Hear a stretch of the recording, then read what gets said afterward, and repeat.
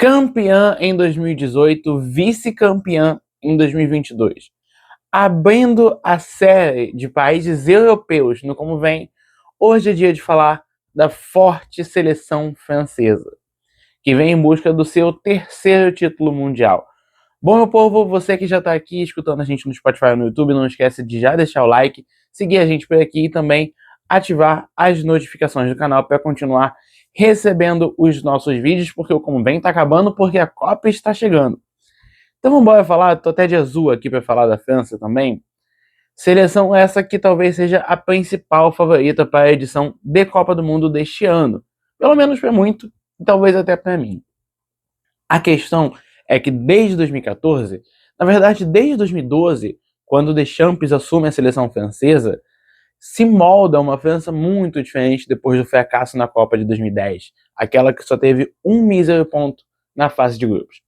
Depois daquilo, a gente teve um crescimento da seleção em todas as competições. A Copa de 2014 para a França já é um resultado bem positivo, umas quartas de final, revelando ninguém mais, ninguém menos do que o Pogba. Na Euro de 2016, que acontece na França, a França fica na segunda colocação, perdendo para Portugal na final, com o gol do Éder. E em 2018, o momento de auge, o título da Copa daquele ano.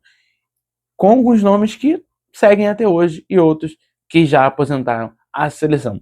Dado esse mini históricozinho aqui, eu também preciso voltar muito mais no tempo para falar sobre a Copa de 38, que foi a primeira Copa que a França sediou. Ou eu também posso voltar no tempo e ir para 98, outra Copa que a França sediou e venceu. Essa é a Copa da fatídica final do 3-0 contra o Brasil. A verdade é que nessas 17 edições de Copa do Mundo com participação da França, sendo a de 2026 a 17ª, a gente sempre vê a França como um potencial perigo. E ainda mais entendendo a atual geração, que eu vou falar no elenco mais pra frente, esse alerta é cada vez mais gritante. Bom, vamos lá, que eu já quero focar um pouquinho agora na Copa deste ano, por quê? A França vem para a Copa do Mundo de 2026 classificando direto no grupo D. É importante lembrar que, para as eliminatórias europeias deste ano, o formato mudou. A gente sempre tinha aqueles grupos de 5, 6, e para esse ano a gente tem grupos de 4, grupos de 5, enfim. A França conseguiu avançar para cima da Ucrânia, Islândia e Azerbaijão. Também é importante dizer que nesse ciclo, a França disputou a Liga das Nações. E apesar de ter liderado a primeira fase, o país caiu para a Espanha num jogaço de 5-4 nas semifinais e se contentou apenas com o terceiro lugar. Na Eurocopa que a gente teve em 2024 na Alemanha, a França fez uma fase de grupos um pouco razoável, avançou em segundo lugar, atrás da Áustria, e também não chegou tão longe no mata-mata da competição.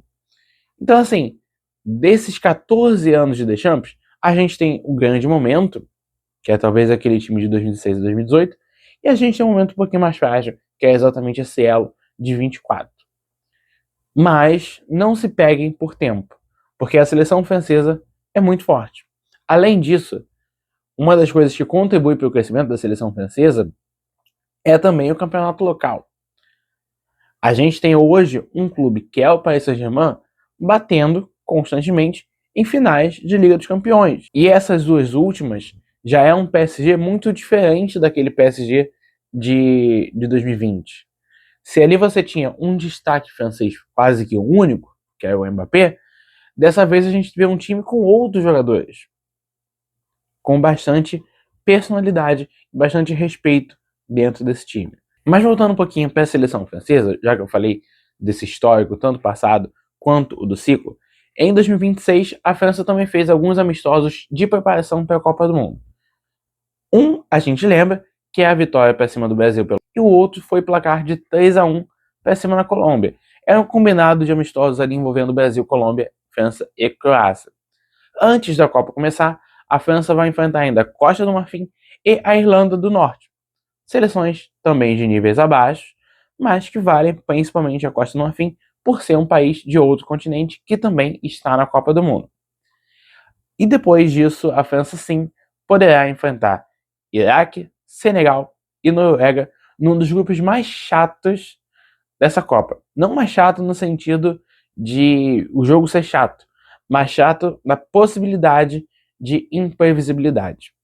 É óbvio que tem esse pensamento da França ser a favorita para a Copa, então a França avançaria em primeiro no grupo, mas surpresa, gente. A gente tem que lembrar que na Copa passada a França perdeu para a Tunísia de 1-0. Foi vice-campeã, perdeu para a Argentina na final, fazendo um dos maiores jogos da história do esporte? Sim, mas na fase de grupos, a França chegou a perder para a Tunísia de 1-0. Então, vou falar um pouquinho mais, já que nesse momento que eu estou gravando, algumas seleções já divulgaram a convocação. E a França é uma delas. E talvez uma tenha chamado bastante atenção, que é a ausência do Camavinga. Enfim, o Rabiot foi, o Zaha Emery foi, que já eram meias projetados para ir. O Camavinga ficou de fora, o Tchouaméni foi.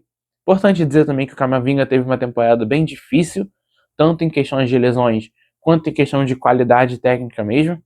Ele não é muito preterido pelo Deschamps de fato, mas ainda assim surpreende. E a gente tem um ataque muito forte.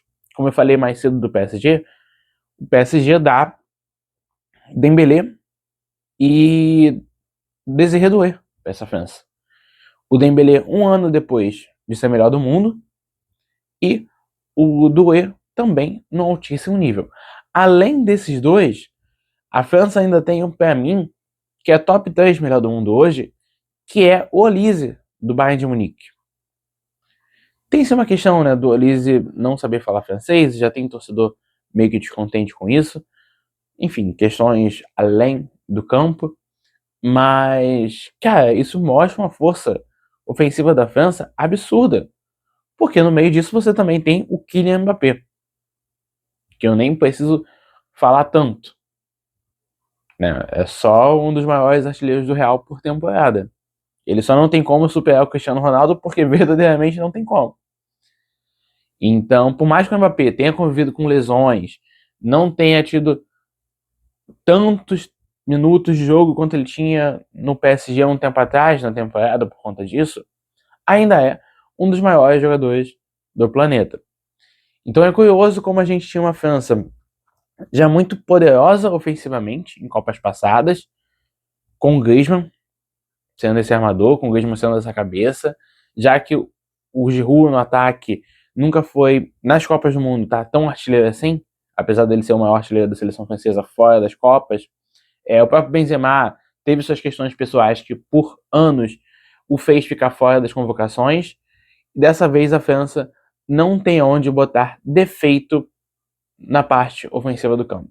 Então, já que eu falei disso tudo, vamos embora falar de time base da França, que eu vou escalar para vocês numa 4-2-3-1, beleza?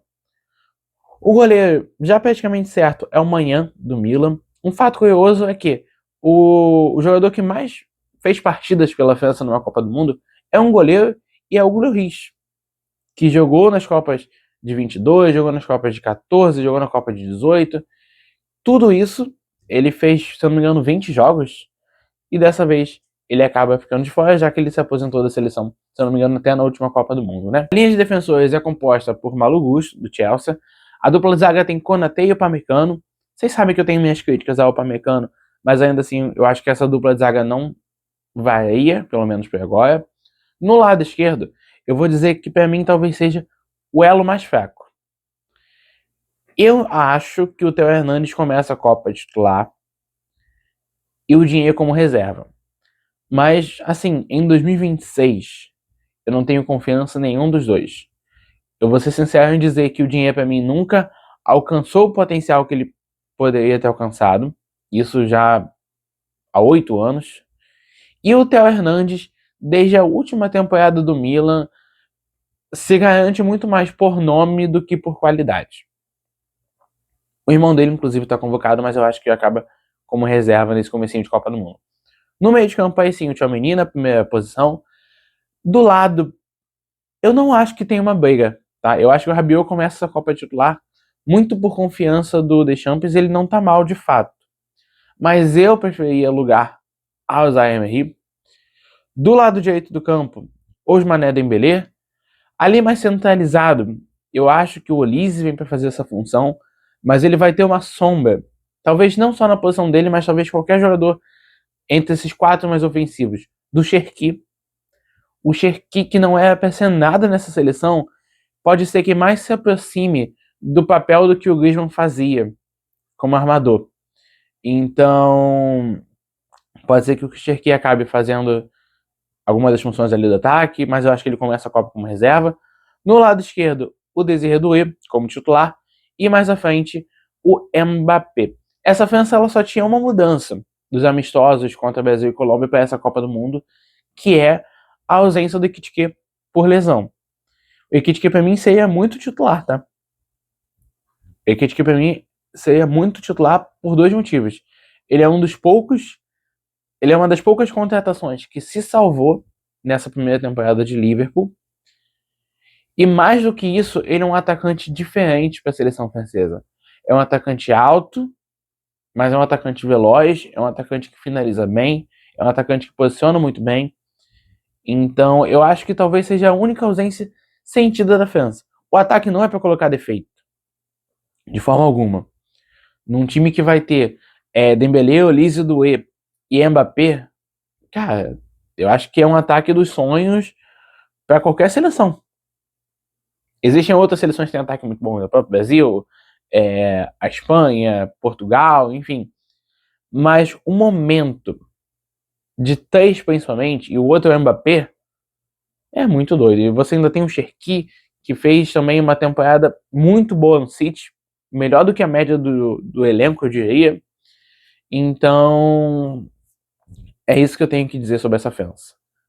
A gente tem que tomar muito cuidado, porque por mais que eu não vi a França jogar tão bem na Euro de 24, eu acho que a França fez amistosos fracos em 2025, mas é a França, cara. É a França. Eu acho que até para 22 a gente não colocava tanta fé pensando em jogos, não pensando em elenco, e a França chegou onde chegou. É o país que conseguiu perder para a Tunísia na fase de grupos e bater a final. Então, meu povo, eu vou ficando por aqui. Quero saber de vocês o que vocês esperam da seleção francesa para a Copa do Mundo. Será que vem aí um tricampeonato? Ou será que eles vão deixar para outro ano que termine com 8? Não esquece de deixar o like, não esquece de se inscrever no canal e ativar as notificações, porque o vídeo de hoje vai ficando por aqui. Fui!